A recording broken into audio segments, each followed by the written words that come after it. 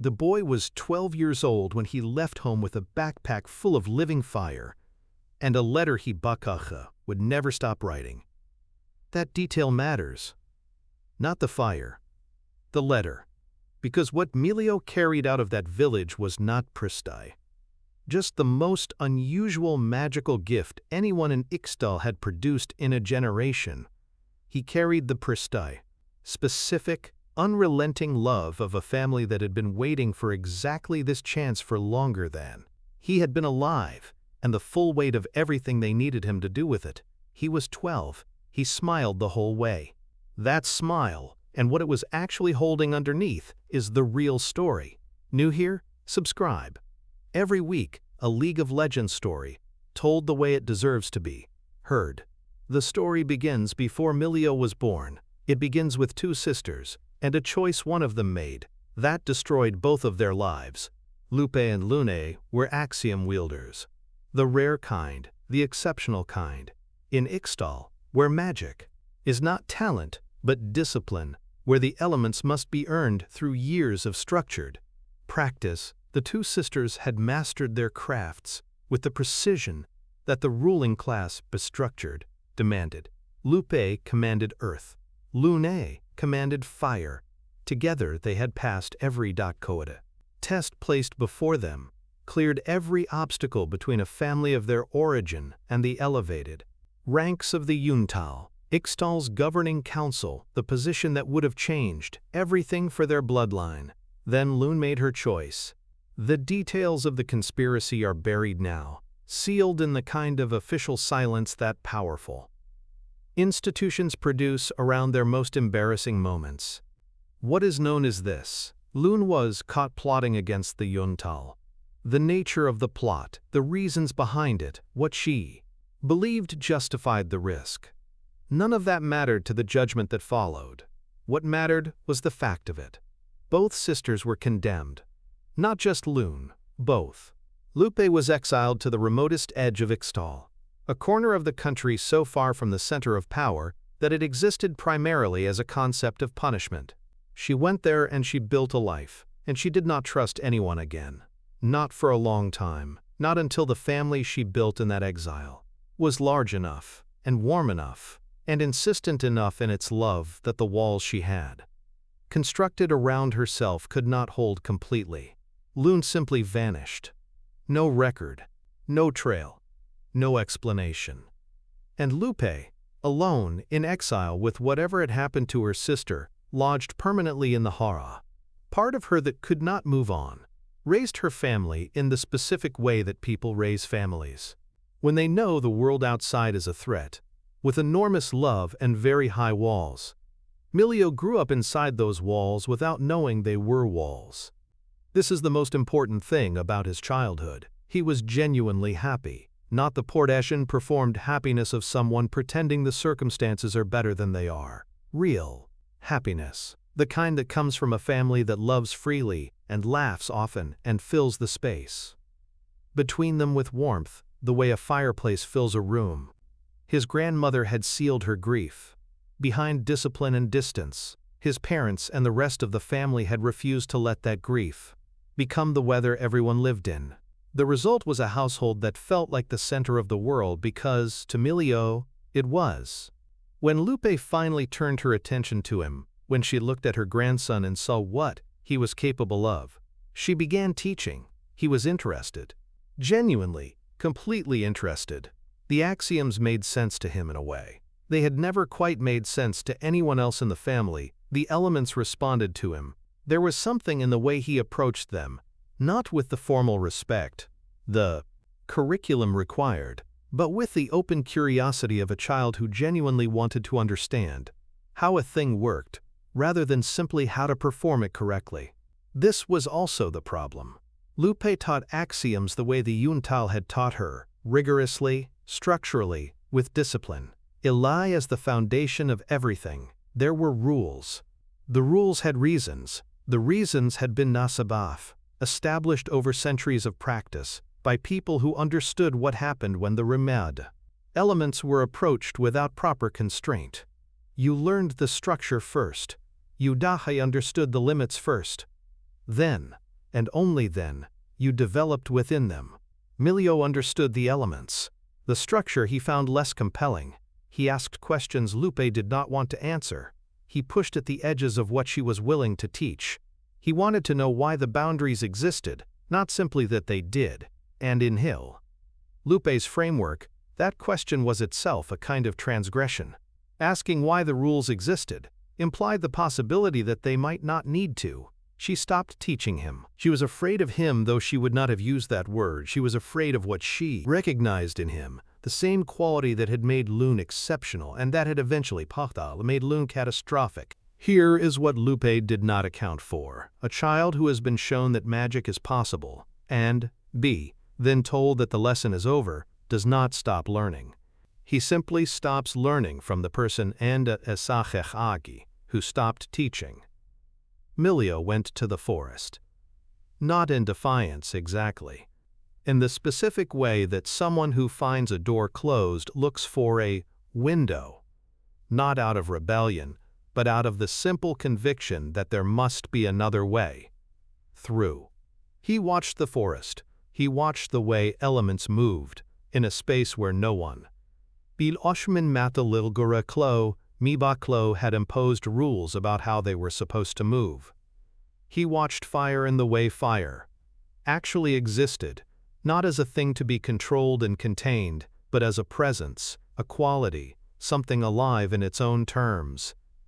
He learned fire the way Lupe had never learned it. And then the question that would not leave him: why was fire always described as destruction? He could feel what it actually was. He could feel the warmth underneath the heat, the light, underneath the danger, the thing that made a fireplace into a gathering place and a candle into a diahaha's comfort. Why was the axiom built entirely around one aspect of what fire was when fire was so balata? Clearly much more than that. The answer came on a summer night, following fireflies. He found a hunter in the forest, injured, unable to move, the wound the kind that worsens in the dark. Milio tried the fire axiom he knew. It was not enough. The healer was too far. He was out of options. So he reached for the thing he had been feeling in the forest, not the destructive element. The Dakla Twandare, the bulldog, other one, the warm one, the one that lived in the fireflies and the campfires, and the chest of Shairas, every creature he had watched since he first started paying attention. He pressed his hands to the Bigrija, hunter's wound. He felt a heat that was not burning, a light that was not blinding. Something appeared in his palm, small, gentle, bright, a living fire that moved without consuming, that warmed without burning. A flame that, when he placed it at the wound, began, Elov, healing from the inside outward. He had not found a new application of the fire axiom.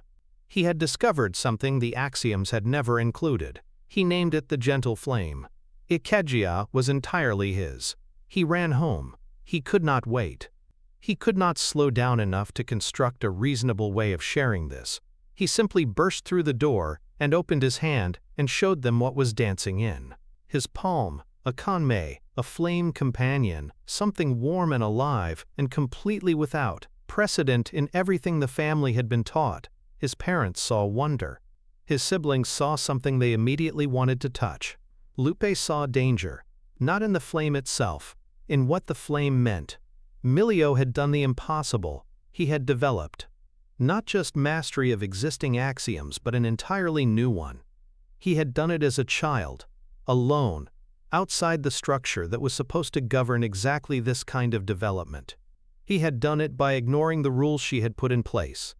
And the axiom he had created was built on fire, the same element that had been Lune's, the same affinity that still sat unresolved somewhere, inside everything Lupe had never been able to make peace with. She was terrified. She was also strategic, because she could see something else in what Milio had done.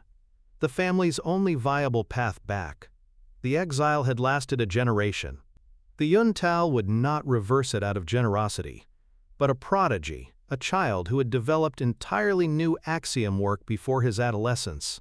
That was something the council would have to reckon with. That was currency, That was leverage. She poured everything she had left into preparing him.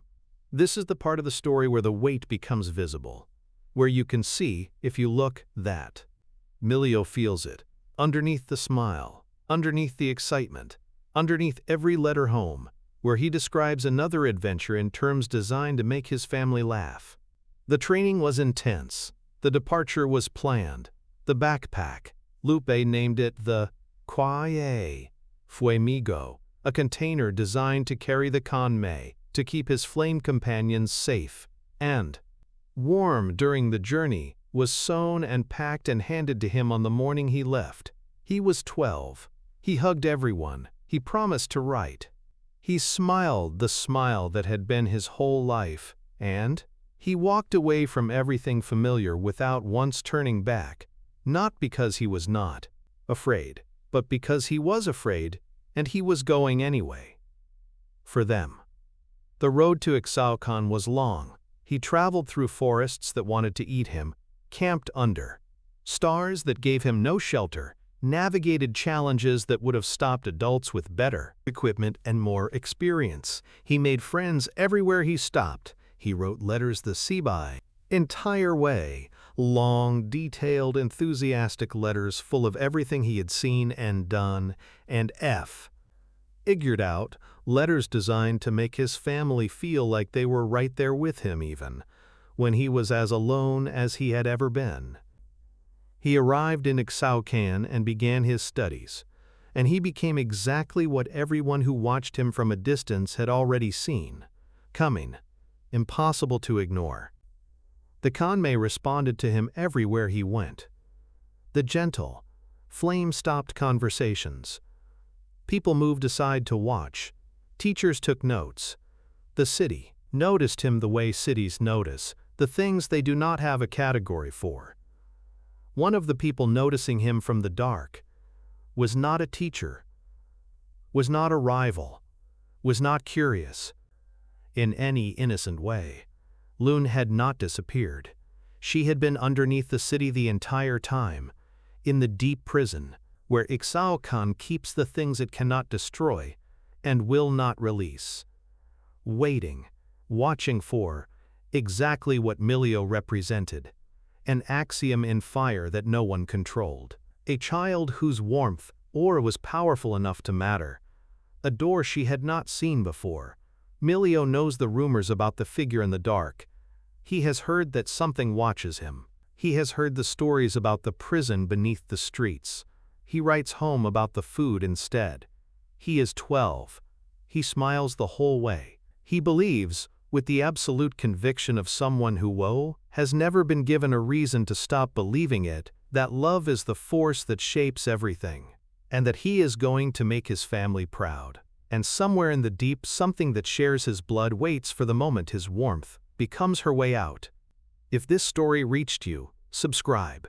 Every week, the full lore of a League of Legends champion, told the way it was meant to be heard.